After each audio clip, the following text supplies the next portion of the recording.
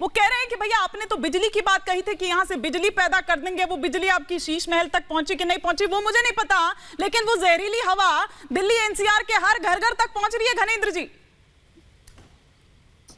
देखिए हिमानी जी, बिजली की बात बताता हूं कि कूड़े के पहाड़ से ओखला लैंडफिल साइट से 30 मेगावाट हर महीने हम बिजली का प्रोडक्शन कर रहे हैं और जिंदल की कंपनी को वहां पे कॉन्ट्रैक्ट मिला, जिंदल की कंपनी को ठेका मिला हुआ है। और जो कूड़े के पहाड़ अगर अभी तक कम नहीं हुए और जो हम आगे प्रोडक्शन बिजली का, इलेक्ट्रिसिटी का, सीएनजी का नहीं बना पाए, उसका एक बहुत बड़ा कारण स्टैंडिंग कमेटी का गठन होना नहीं है, क्योंकि फाइनेंशियल सारे डिसीजन, सारे कॉन्ट्रैक्ट देने की प्रक्रिया स्टैंडिंग कमेटी के थ्रू ही हो सकती है। और स्टैंडिंग कमेटी को भारतीय जनता पार्टी के लोगों ने जिस तरीके से स्टैंडिंग कमेटी के चुनाव में बाधा डाली, जिस तरीके से स्टैंडिंग कमेटी के चुनाव में booth capturing Bharatiya Janata party के लोगों ने करी, दिल्ली को स्टैंडिंग कमेटी से महफूज दूर रखा हुआ है, वो भारतीय जनता पार्टी की नीतियों के कारण है कि भारतीय जनता पार्टी चाहती है कि दिल्ली एमसीडी का काम रुका रहे, कूड़े के पहाड़ों की हाइट कम ना हो, दिल्ली एमसीडी से भ्रष्टाचार खत्म ना हो, इसलिए स्टैंडिंग कमेटी आज तक कम से कम अब तो ये नहीं कहिए, कम से कम अब तो ये नहीं कहिए अंदर है भ्रष्टाचार। ममता जी पता नहीं वो बिजली पहुंची कि नहीं पहुंची, यहाँ पर मनोज जी कह रहे थे, लेकिन कम से कम वो दम घोटू जहरीली हवा जो है, लोग कह रहे हैं कि सांस लेना मुहाल हो गया, दूभर हो रहा है, और ये कोई पहली बार नहीं है।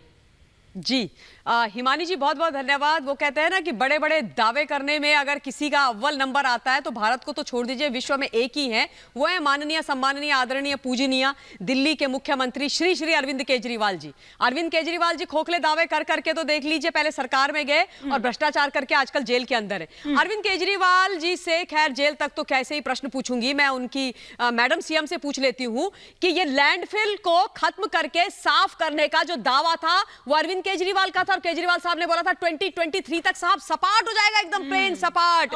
जैसे मैंने दिल्ली का सरकारी कोच सपाट कर दिया ना, वैसे ये भी सपाट हो जाएगा। यहां पे मैं बनाऊंगा जी पार्क, और उसमें जी मैं भी आप लोगों की भाभी जी के साथ सुबह सुबह घूमने के लिए आऊंगा। कुछ नहीं हुआ, ना नौमन तेल हुआ, ना राधा नाची वहां पर। और सुनिए वो जो लैंडफिल की सफाई की ये बात कर रहे हैं ये जो प्रवक्ता महोदय जो बात कर रहे हैं अभी कि साफ करा हमने और हम कचरा साफ कर रहे हैं। अरे भैया 25 जो मशीनें हैं साफ करने की, उसमें से 13 तो खराब पड़ी हुई हैं। यहाँ भी घोटाला, मतलब जल घोटाला, दारू घोटाला, मल घोटाला, कचरा घोटाला। आप तो ये पूछिए प्राकृतिक आपदा है, लेकिन ये कहकर संजीव कौशिक जी, ये तो बड़ा कैजुअल अप्रोच है ना। आपकी मेयर वहां पर नहीं पहुंचती है, बीजेपी का डेलीगेशन पहले पहुंच जाता है। हिमानी पिछले 2 दशक में दिल्ली के कुतुब मीनार से 6 मीटर बड़ा वहां पे पहाड़ खड़ा हो गया था। आप चाहती हैं कि एक साल 2024 तक तो खत्म हो जाना था सर वो। आप चाहती हैं कि कोई ऐसा मंत्र मार दिया जाए कि कुतुब मीनार, तो ये मंत्र तो तब पूछना चाहिए था जब केजरीवाल जी कह रहे थे, सामने दिखाई, जब एमसीडी जीते तो केजरीवाल जी और मेयर गए वहां पर। अभी उसकी हाइट कितनी है? क्या अभी भी वो 206 मीटर हाइट वाला है क्या? मैं बार बार ये बात कह रहा हूँ या कहता हूँ कि यदि उसकी हाइट कम हो रही है, लगातार उस रफ्तार से वो कम होता हुआ दिखाई दे रहा है, काम भी हो रहा है, और आग लग जाने की बात, रफ्तार ही तो नहीं दिख रही है सर, वो बहुत ही धीमा, क्योंकि एक ही एजेंसी काम कर रही है, तारीख पर तारीख मिलती जा रही है, प्राइवेटाइजेशन उसका कर दिया गया है। भारतीय जनता पार्टी जो काम नहीं कर पाई, दिल्ली की जनता ने ये यकीन के साथ भरोसा दिया है। भारतीय जनता पार्टी तो लोगों ने जो भरोसा दिया है उस भरोसे के, न जल घोटाला किया, न शराब घोटाला किया, लेकिन मनोज जी इसीलिए मैंने आपसे सॉल्यूशन पूछा था। साल में जो काम नहीं कर पाए है तो आम आदमी पार्टी कर सकती है, नाते आप जेल के अंदर।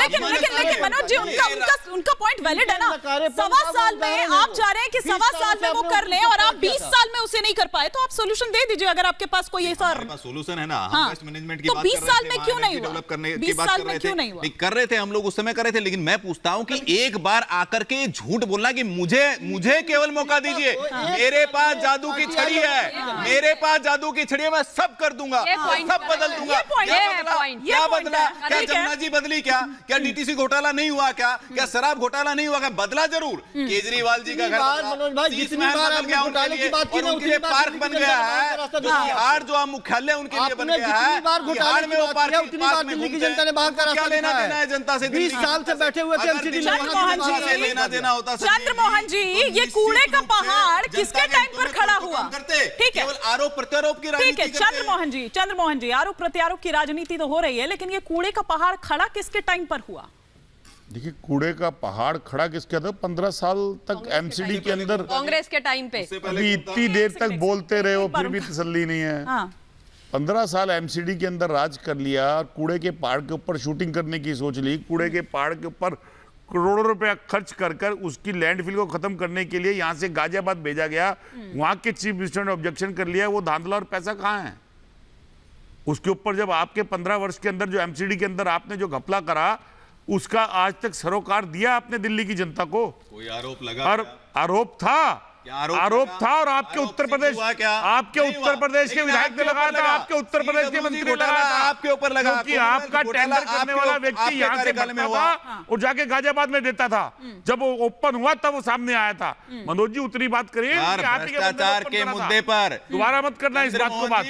तो उस घपले को बता दीजिए, भ्रष्टाचार पर भाजपा का नाता को मुंह की खानी पड़ी है। देश जानता है भ्रष्टाचार की जननी हो भाजपा, क्योंकि आप छलनी में बोले जिसमें 70 छेद है। अच्छा सुनिए ना, ममता जी, ममता जी, आप भ्रष्टाचार से लेकर खड़ा करते हो।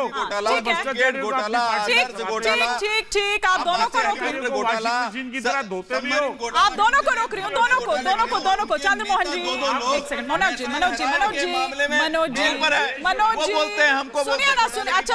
सुनिए ना, आप लोग भी तो आज पहुंच गए, पूरे डेलीगेशन, पूरे दल बल के साथ। ममता जी, आपसे समझना चाहूंगी, ये सियासी फायदा उठाने की कोशिश नहीं थी तो क्या थी? क्योंकि देखिए, सारा खेल क्या है, 26 अप्रैल को नगर निगम के मेयर का भी चुनाव है। ना केवल वो, बल्कि 25 मई को दिल्ली का लोकसभा चुनाव है। फिर 6 महीने बाद दिल्ली का विधानसभा चुनाव भी है। दरअसल ये उसी की कवायद हो रही है क्या?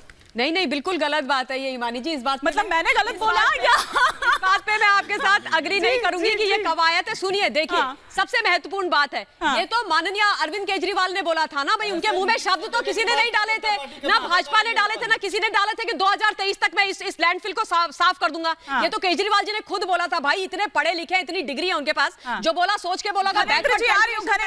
दूसरी जरूरी बात है, एक चीज और मैं बोलना चाहती हूँ। अरविंद केजरीवाल ने क्या बोला था? मैं लैंडफिल को एकदम साफ सपाट कर दूंगा, वहां आग लगा दी। केजरीवाल जी ने बोला जमुना जी को साफ कर दूंगा, वहां झाग पैदा कर दी।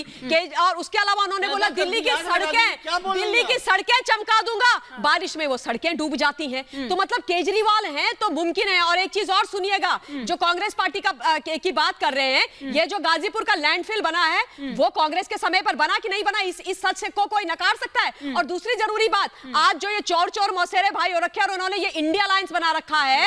आप सोचो, अरविंद केजरीवाल स्वर्गीय श्रीमती शीला दीक्षित को उंगलियां तरेर करके बोलता था ये भ्रष्टाचारी है, इनको जेल में डालूंगा क्योंकि इन्होंने दिल्ली बर्बाद कर दी, गाजीपुर का लैंडफिल खड़ा कर दिया। और आज ये एक साथ हो गए भैया, ये एक साथ हो गए। सही बोल रही हूं, गलत नहीं बोल रही हूं, गलत नहीं बोल रही हूं। शीला दीक्षित जी, ठीक है, शीला दीक्षित जी, और उसके अलावा केजरीवाल जी, आप हो चोर मौसेरे भाई। सारे का सारा भानुमति का कुनबा आज आप लोगों ने इकट्ठा कर रखा। अब आप दोनों को रोक रहे हो, भ्रष्टाचारी सारे एक साथ हो गए और भ्रष्टाचार युक्त होकर के आज